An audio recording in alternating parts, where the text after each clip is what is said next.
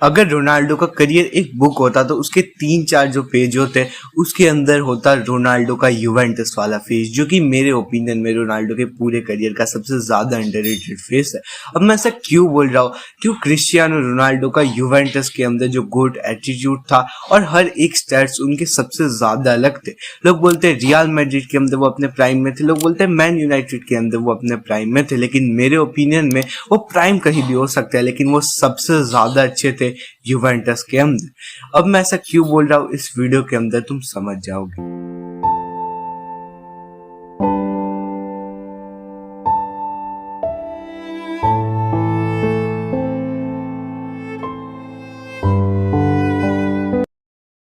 2018 के अंदर एक बहुत बड़ा शॉक होता है जब रियल मैड्रिड को छोड़ रहे होते क्रिस्टियानो रोनाल्डो। इसके रीजंस अभी तक सामने नहीं आए होते, लेकिन मीडिया हाउसेस बोलने लगता है कि अब जो भी क्लब के अंदर वो जाएंगे ये बहुत बड़ी डील होने वाली है। और ऐसा ही कुछ होता है क्योंकि उनका ट्रांसफर हो जाता है यूवेंटस के अंदर 2018 के अंदर। अभी ट्रांसफर बहुत बड़ा था क्योंकि कोई भी इटालियन क्लब के लिए ये सबसे बड़ा ट्रांसफर था पूरी हिस्ट्री के अंदर।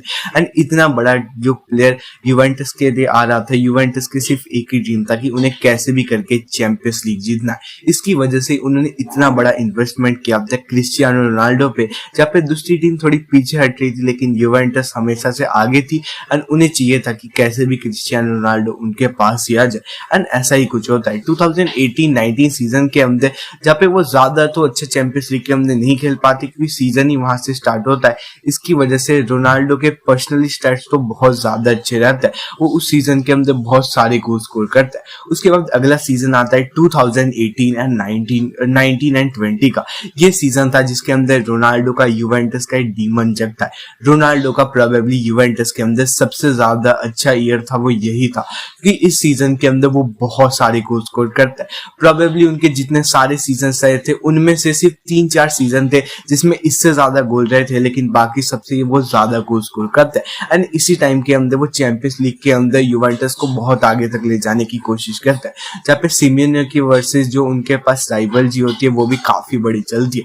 सबसे पहले राउंड ऑफ 16 के अंदर वो एटलेटिको मैड्रिड के साथ जो बहुत बड़ा कमबैक करता है, वो तो हम सबको पता है कि एटलेटिको मैड्रिड को उनकी होम ग्राउंड पे वो कितनी बुरी तरह से हारता है, बहुत ज्यादा यूनिक सेलिब्रेशन करता है। लेकिन उसी के साथ उनके पर्सनल स्ट्रेस जैसे मैंने बताया बहुत ज्यादा अच्छे रहता है, लेकिन अब तक उनका जो ड्रीम होता है चैंपियंस लीग जीतने का वो हो नहीं पाता, क्योंकि वो सिर्फ अकेले प्लेयर थे जो उस समय के लीडर थे। रियल मैड्रिड के अंदर देखो बहुत सारे प्लेयर्स थे जो कि बहुत ज्यादा अच्छे थे, जिसकी वजह से रोनाल्डो को कभी भी लीडर बनने की जरूरत नहीं थी। वो एक अच्छे से गोल स्कोरर बन के रहा करते थे। उससे पहले मैन यूनाइटेड के अंदर वो इतने बड़े प्लेयर ही नहीं थे कि वो लीडर बन पाए, लेकिन अब पहला उनका ऐसा क्लब था जिसके अंदर वो लीडर थे, बाकी सारे प्लेयर्स उनके पीछे थे, जिसकी वजह से प्रोबेबली उनके ये नए एक्सपीरियंस की वजह से वो पहले सीजन के अंदर भी और सेकंड सीजन के अंदर भी चैंपियंस लीग नहीं जीत पाते। लेकिन अब आता है उनका आखिरी सीजन 2020-21 का।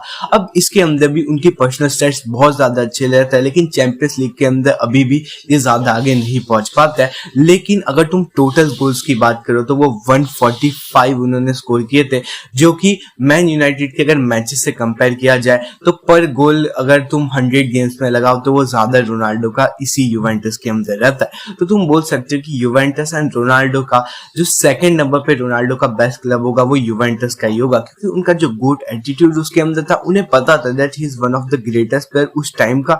उन्हें पता था कि उनके पास इतने सारे बैलन डॉर्स है, उनको पता था कि वो इतने ज्यादा अच्छे प्लेयर है। इसकी वजह से यूवेंटस के अंदर जो वो लीडर वाला रोनाल्डो था वो बहुत ज्यादा अंडररेटेड था। एंड मैंने इसलिए बोला कि that he was a D1।